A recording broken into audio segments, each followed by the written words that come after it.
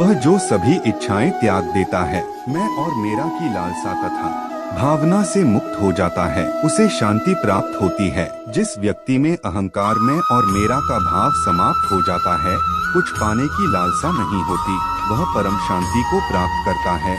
उसे भगवान ईश्वर की शरण प्राप्त होती है। अंत समय में वह उस परम पद को प्राप्त होता है जो देवताओं के लिए भी दुर्लभ है। मैं सभी प्राणियों को समान रूप से देखता हूँ। न कोई मुझे कम प्रिय है न अधिक, लेकिन जो मेरी प्रेम पूर्वक आराधना करते हैं वह मेरे भीतर रहते हैं और मैं उनके जीवन में आता हूँ। ईश्वर के लिए सभी प्राणी समान है, उन सभी में समान रूप से ईश्वर का वास होता है। कोई जीव छोटा या बड़ा, अधिक या ज्यादा प्रिय नहीं होता। जो अपने ईश्वर की विशेष आराधना करते हैं, पुकारते हैं, उनके साथ वह सदैव उपस्थित रहते हैं। आत्मा को शस्त्र नहीं काट सकता, अग्नि नहीं जला सकती, जल नहीं बुझा सकता, वायु नहीं सुखा सकती। आत्मा शाश्वत सत्य है, यह अजय है, अमर है। आत्मा नए नए शरीर को धारण करती है, एक शरीर से निकलकर दूसरे शरीर में, यही आत्मा की विचरण प्रक्रिया है। इस आत्मा को ना तो किसी शस्त्र से काटा जा सकता है, ना ही अग्नि इसे जला सकती है। कोई जल इसे बुझा नहीं सकता और यह किसी वायु से सुख नहीं सकती।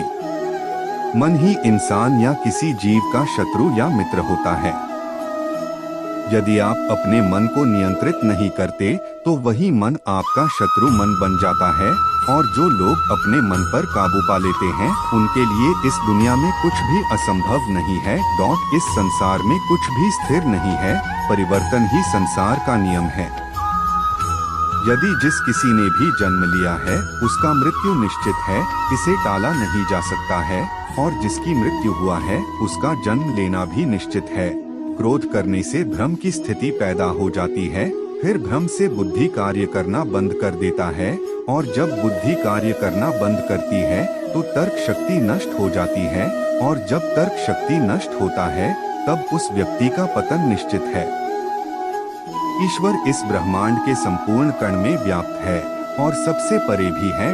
मैं किसी भी जीव के भाग्य का निर्माण नहीं करता और न ही किसी को कोई फल देता है, सभी अपने कर्मों को ही भोगते हैं। जिस प्रकार कपड़े फटने या पुराने होने पर लोग उसका त्याग कर देते हैं और नए वस्त्र धारण करते हैं, ठीक उसी प्रकार आत्मा भी पुराने शरीर को छोड़कर नए शरीर धारण करती है। यही प्रकृति का जीवन चक्र है जो लगातार चलता रहता है।